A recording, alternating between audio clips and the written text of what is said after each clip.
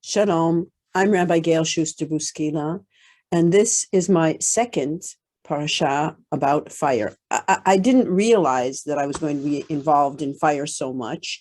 The previous parasha, Parashat Tzav, dealt with things connected to fire. This is a rather serious one as well, very serious as a matter of fact, Parashat Shemini, which is the third parasha for the book of Leviticus. And I hope that you gain some understanding of how many dangers our ancestors were faced with and how they tried to deal with them. As you can see, we're on my Midrash.Harabah page, and at this point, we're at Parashat Shemini, which I have called in my Midrash, rushing back in time. I would like to, of course, go over to the Parashat Shemini in Sefaria, which is a wonderful website where you can read the entire Bible as well as this parasha with Hebrew and English together. And you can see that we're dealing with sin offerings here, with sin and burnt offerings. These are things that we are really not connected to, and there is quite a lot, I'm sorry to say, of detail about how each thing is supposed to be done and who is supposed to do it. And all of these things are done in front, at the tent of the meeting, in front of the people, and they're supposed to be done as God commanded. It's a very important thing to understand these ideas, even though they are really foreign from us. The section that I'm specifically going to deal with in my Midrash deals with the section from chapter 10, where we see that Nadav and Avihu are supposed to do a fire. I don't even know if they're supposed to do a fire. They're going to do a fire. They put it in the pan and they incense on it and they offer it before Yahweh. I use the tetragrammaton Yud He W YHWH. Yud He Vav He is the Hebrew. We don't know how it's pronounced, but in any case, this is supposed to be where our attention is going in these sacrifices. The problem is when they lit this fire, it consumed them. This is a very big problematic idea. It consumed them.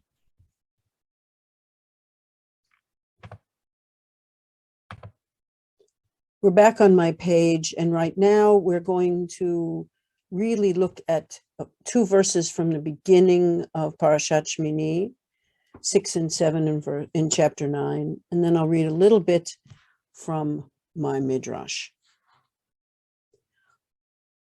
Moses said, "This is the thing commanded by Yahweh.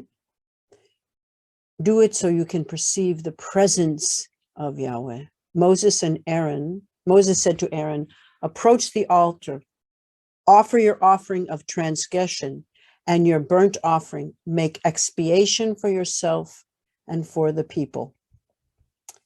I begin my Midrash this way. We are about to watch the Kohanim, the priestly caste, in action. They dressed and acted so uniquely, but we are not in tune with them. We are from the world of the microscope and telescope and cyberspace. They are baffled by human bodily functions and hadn't a clue about bacteria or viruses or how disease spreads from one person to the other.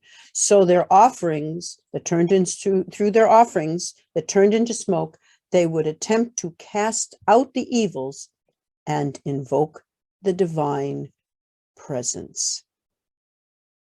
And this is an altar up at Tel Dan that they have excavated.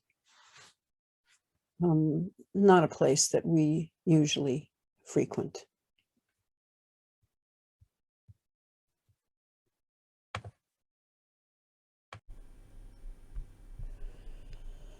As you can see, I've entitled this video, The Role of Fire 2, but we have to go back to the previous parasha.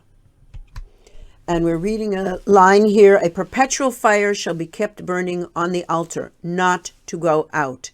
This is a core aspect of the tabernacle and will eventually be part of the temple. We are not connected to that really in our lives, and this is why it's so hard to enter and connect to these ideas. And now we see again that in Leviticus 10, the first two verses, that there was an attempt to take a pan of fire and put it on the fire in it and lay incense on it, and then something happened and there was a flare up and they were consumed by this fire and they died in the service of God. I find this to be extremely difficult. I don't know if they did it intentionally and that was the result, or it just happened and that was a result. Either way, it is a terribly problematic situation. Robert Alter has quite a few ideas that I'd like to talk about from his great 5 books of Moses translation and commentary. We talked about this a little bit last time, the role of the fire at the tabernacle. The fire is associated with the deity. We saw that before. The deity, Yahweh supposedly killed Nadav and Avihu because they did something inappropriate. And this word here, appropriately worshipped, is the key here, through burnt offerings. And it being entirely consumed and turning into smoke. Maybe it didn't turn into smoke properly. The heart of the sacred zone is a dangerous place, and boy, we know that from this parasha, from which divine fire may leap forth to protect the holy from contamination. The holy from contamination. Furthermore, we have to understand holiness. Holiness is of course, what we're trying to achieve, or they were trying to achieve, by connecting to God through the tabernacle, through the sacrifices. Holiness, Alter says, could be achieved and had to be protected only by a constant confirmation of hierarchical distinction, by laying out reality in distinct realms and categories separated by barricades of prohibition. Midrash continues here. What difference does it make if we know or are yet to discover greater truths about the workings of the secrets of atoms or the entire cosmos? Aren't we all searching to connect to the positive forces around us and survive another day or another decade? Humans do not want to reach the moment that oblivion might wash over them. Aaron's sons, of course, here in verses 1 and 2 of chapter Leviticus, are consumed by that fire, even though their intent was to sacrifice and to connect with the holiness of this presence. My Midrash continues, stop. Let's not face this event or try to imagine the inferno that flared up and consumed Nadav and Avihu. How could the ever eloquent Aaron stand in silent attention at the sight of this unfathomable failure to sacrifice?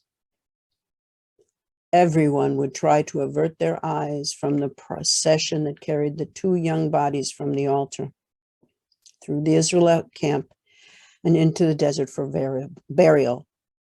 It is unthinkable. Aaron and his family had to scream and mourn in silence while trying to comprehend their loss. There are many more things in my Midrash, but I end this way. Face the current era that has witnessed disasters by the score. Darfur, 9/11, Tibet, HIV, Kosovo, Syria, and remember Nadav and Avihu.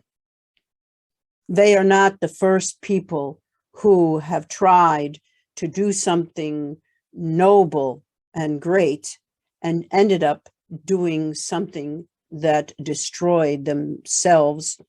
And that is the horror of this. At the end of the Midrash, I have put the song by Billy Joel, "We Didn't Start the Fire."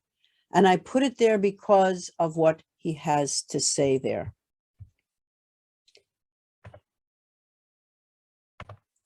In this Wikipedia article, which is also linked at the bottom of my Midrash, you can see the explanation for this entire song, which dealt with a variety of people and events from 1949, the year of his birth, to 1989, in pretty much chronological order. There are some things that are positive in this list, and some things that are definitely failures, and some things in which, although there were very good leaders, sometimes there were disasters and catastrophes at that point. Well, I hope you got something out of this rather fiery parasha. It's a problematic parasha, Parashat Shemini. The link to my entire Midrash is below this video, and I hope that you have a much more tranquil Shabbat, Parashat Shemini, Shabbat Shalom.